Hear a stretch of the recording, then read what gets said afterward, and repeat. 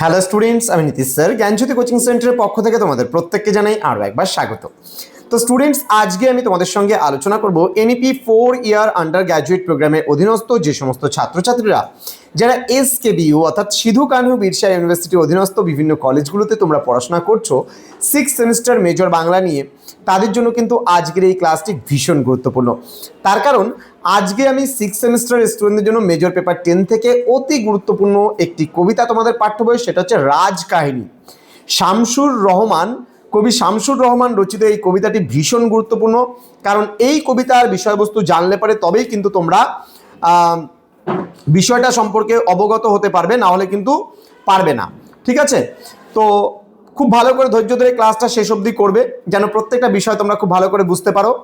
আর যারা ভাবছো যে আমাদের কাছে অনলাইনে পড়বে, তারা অবশ্যই যোগাযোগ করো আমাদের অফিসিয়াল নাম্বার 6295916282 নাম্বারে এবং 7076398606 নাম্বারে। তোমাদের টোটাল কোর্স ফি রয়েছে তোমাদের এই সাধ্যের মধ্যে 1199 টাকা, কিন্তু আমরা এখন তোমাদের কোর্সটা দিচ্ছি সম্পূর্ণ বিনামূল্যে, মাত্র তোমাদের 99 টাকার বিনিময়ে। কিন্তু আমরা রেজিস্ট্রেশন ফিজের বিনিময়ে তোমাদের পুরো কোর্সটা আমরা প্রোভাইড করছি।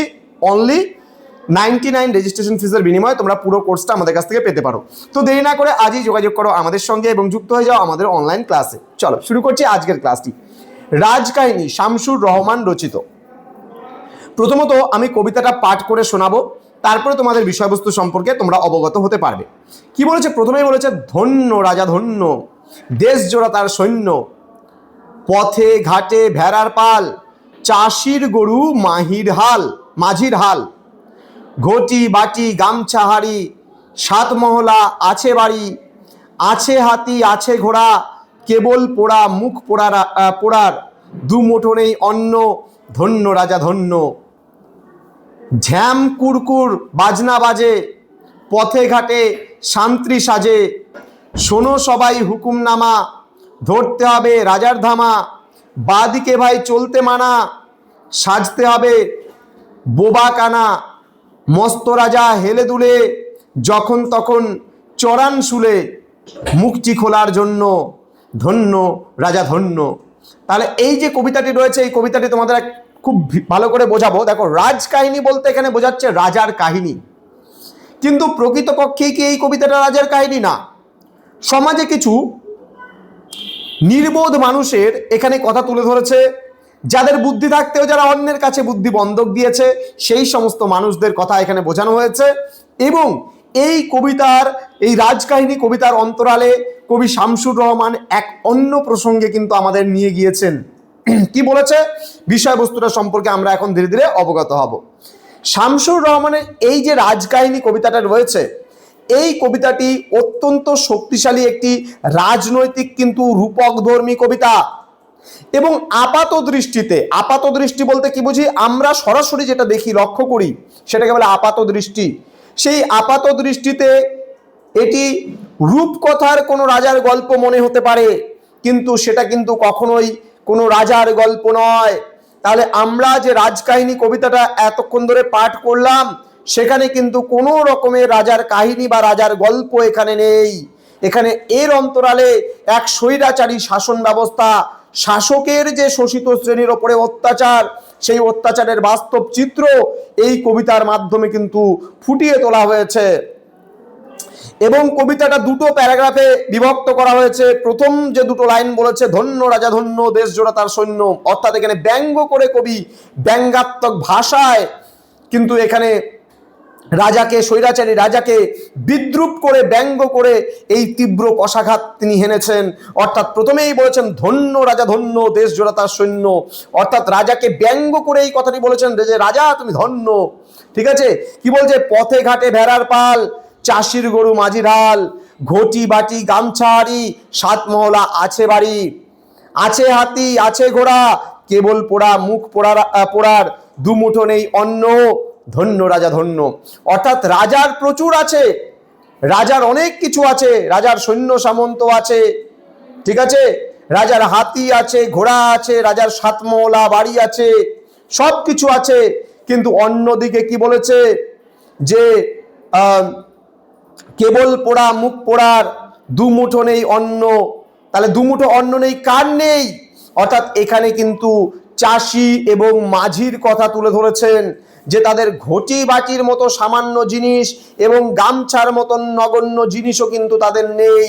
অর্থাৎ তাদের আছে কি, তাদের প্রতি হচ্ছে রাজার কিন্তু শোষণ, রাজার অত্যাচার, রাজাদের দুর্নীতি এবং স্বৈরাচার, সেই কথা কিন্তু এখানে ফুটিয়ে তোলা হয়েছে। অর্থাৎ রাজাকে কবি বলেছেন যে ধন্য তুমি রাজা ধন্য, তোমার এত কিছু আছে, তোমার এত ঐশ্বর্য থাকা সত্ত্বেও সাধারণ মানুষের মুখে দুমুঠো অন্ন তুমি দিতে পারো না। তার জন্য কবি ব্যঙ্গ করে এখানে তীব্র কষাঘাত করে রাজাকে বলেছেন যে ধন্য রাজা তুমি ধন্য। অর্থাৎ কি, এখানে রাজাকে কিন্তু কি করেছে, এখানে ব্যঙ্গ করেছেন কবি, ব্যঙ্গ করে রাজার এখানে প্রাসঙ্গিকতা তুলে ধরেছেন। দ্বিতীয় প্যারাগ্রাফে বলছে ঝ্যামকুরকুর বাজনা বাজে, পথে ঘাটে শান্তি সাজে, শোনো সবাই হুকুমনামা, ধরতে হবে রাজার ধামা। অর্থাৎ কি, রাজার স্বৈরাচারী হওয়ার পরেও তুমি মুখ খুলে রাজার বিরুদ্ধে কোনো কথা বলতে পারবে না। এখানে বুঝতে পারছো তুমি, রাজা অন্যায় করছে, রাজা স্বৈরাচারী, রাজা দুর্নীতিবাজ, কিন্তু তারপরেও তুমি মুখ খুলে কিছু বলতে পারবে না। আজকে পশ্চিমবঙ্গ বলো, আজকে আমাদের ভারতবর্ষ বলো, সমস্ত জায়গায় রাজনৈতিক দলগুলো যেভাবে মাথাচাড়া দিয়ে উঠছে, আমাদের সাধারণ মানুষের কথা বলার মতন কিন্তু সেরকমভাবে কেউ নেই। পার্লামেন্টে দাঁড়িয়ে সাধারণ মানুষের হয়ে দু চারটে কথা বলবে, এরকম কিন্তু নেতা নেত্রীর বড়ই অভাব। এক দুজন হয়তো তার ব্যতিক্রম তুমি খুঁজে পাবে, কিন্তু বিস্তারিতভাবে দেখতে গেলে সেখানে পার্লামেন্টে প্রচুর সদস্য, প্রচুর মেম্বার আছে, কিন্তু আমাদের কথা, আমাদের কষ্ট তুলে ধরার মতন কিন্তু কিচ্ছু নেই। আমরা শাসক শ্রেণীর এগেনস্টে আমরা মুখ খুলতে পারবো না, মনে হবে যেন আমাদের মুখটা কখন না কখন বন্ধ হয়ে যাবে। এখানে বলেইছে সাজতে হবে বোবা কানা। বোবা কানা কেন বলেছেন? তার কারণ কি, তোমাকে বোবা সাজতে হবে, তোমাকে চুপ থাকতে হবে, তোমাকে মানে মুখ দিয়ে বলার ইচ্ছা করছে, তুমি চোখ দিয়ে দেখছো, মুখ দিয়ে বলতে যাচ্ছ, কিন্তু তুমি বলতে পারবে না, তোমাকে কানা হয়ে থাকতে হবে। অর্থাৎ তুমি দেখেও কিন্তু কিছু করতে পারবে না। তো বলছে মস্ত রাজা হেলে দুলে, হ্যাঁ, যখন তখন চড়ান শুলে। এবার রাজার বিরুদ্ধে যদি তুমি কোনো কথা বলো, রাজা কিন্তু সরাসরি তোমাকে শুলে চড়িয়ে দেবেন, অর্থাৎ মৃত্যুদণ্ডে দণ্ডিত করে দেবেন। ঠিক এখানে বলেছেন যে রাজকীয় ঢাক ঢোল পিটিয়ে ফরমান জারি করা হয় যে সবাইকে রাজার ধামা ধরতে হবে, অর্থাৎ রাজাকে তোষামোদ করতে হবে। বলছে রাজার রাজ্যে মানুষের স্বাভাবিকভাবে চলাফেরার স্বাধীনতা নেই, স্বাধীনভাবে চিন্তা করার কোনো অধিকার নেই, প্রজাদের টিকে থাকার যে শর্তই হলো এখানে প্রধান। ঠিক আছে, সব দেখেও কিন্তু না দেখার ভান করে থাকতে হবে। যেখানে তুমি অন্যায় দেখতে পাচ্ছ, অন্যায় দেখেও কিন্তু না দেখার ভান করে থাকতে হবে, তুমি চুপ থাকতে হবে, সত্য কথা তুমি বলতে পারবে না, কখনো তুমি প্রতিবাদ করতে পারবে না। তাহলে এই কবিতায় যে ভয়ঙ্কর রূপ, সেই ভয়ঙ্কর রূপটি কিন্তু এখানে প্রকাশিত হয়েছে। অর্থাৎ রাজা যে এত স্বৈরাচারী, এত দুর্নীতিবাজ, ঠিক আছে, সেই বিষয়টাই কিন্তু এই কবিতার মধ্যে দিয়ে কবি শামসুর রহমান কিন্তু তুলে ধরেছেন। অর্থাৎ শাসক শ্রেণী এখানে দেখা যাচ্ছে যে বিলাসিতায় মগ্ন হয়ে রয়েছেন এবং সাধারণ মানুষের যে কষ্ট দুঃখ সেটা তিনি দেখতে পাচ্ছেন না। স্বৈরাচারী শাসন চলছে, মানুষের বাক স্বাধীনতা কেড়ে নেওয়া হচ্ছে, শোষণ এবং ভয় দেখিয়ে প্রজাদেরকে অন্ধ এবং অনুগত করে রাখার চেষ্টা চলছে। তাহলে এই কবিতাটির মধ্যে দিয়ে আমরা কি দেখতে পাই? এই কবিতাটির মধ্যে দেখতে পাই যে শাসক শ্রেণী সাধারণ শোষিত শ্রেণীর ওপরে, অর্থাৎ সাধারণ জনগণের ওপর, মাঝির ওপর, চাষিদের ওপরে এবং সাধারণ মানুষের ওপরে যে অন্যায়টা করছে সেটা কিন্তু কখনোই উচিত নয়। তাই কবি ব্যঙ্গ ভাষায়, ব্যঙ্গাত্মক ভাষায় কবি বলেছেন যে ধন্য রাজা ধন্য।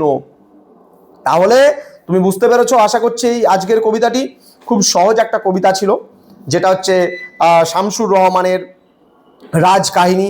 এই চলছে রাজার রাজ্যে, হ্যাঁ, এই সমস্ত দুর্নীতি চলছে, আমরা সব দেখবো শুনবো, কিন্তু কেউ কিছু বলতে পারবো না, কেউ কিছু মুখ খুলতে পারবো না। এটাই হয়েছে আমাদের এখন বর্তমান সমাজ। আমরা দেখছি আমাদের চারপাশে অন্যায় হচ্ছে, অন্যায় হওয়ার পরেও কিন্তু আমরা দেখে শুনে সব চুপচাপ থাকতে হবে। তো আজকের ক্লাসটা এতটুকুই ছিল। তোমরা যারা ভাবছো যে আমাদের কাছে অনলাইনে যুক্ত হবে, আমাদের কাছে অনলাইনে ক্লাস করবে, তারা অবশ্যই যোগাযোগ করবে আমাদের অফিসিয়াল নাম্বার, যেটা ডেসক্রিপশন বক্সে আমাদের দেওয়া আছে। এবং তোমরা যদি যুক্ত হতে চাও, প্রথম 100 জন স্টুডেন্টের জন্য আমরা কোর্সটা রেখেছি সম্পূর্ণ বিনামূল্যে। মাত্র 99 রুপিস দিয়ে রেজিস্ট্রেশন করলে তুমি পেয়ে যাচ্ছ সম্পূর্ণ কোর্সটা বিনামূল্যে। তো তুমি তোমার ফ্রেন্ডদের জানিয়ে দাও এবং তোমার যারা বন্ধু বান্ধবরা রয়েছে, ভাই বোনেরা রয়েছে, জুনিয়র ভাই বোনেরা যারা সেকেন্ড সেমিস্টার এবং ফোর্থ সেমিস্টারে পড়াশোনা করছে, আমরা প্রতিটা সেমিস্টার থেকে 100 জন স্টুডেন্টকে কিন্তু বিনামূল্যে কোর্সটা প্রোভাইড করছি। দেখা হচ্ছে খুব তাড়াতাড়ি আরও একটা নতুন ক্লাস নিয়ে। তোমরা প্রত্যেকেই ভালো থেকো, সুস্থ থেকো। Thank you so much, thanks for watching after all, thank you.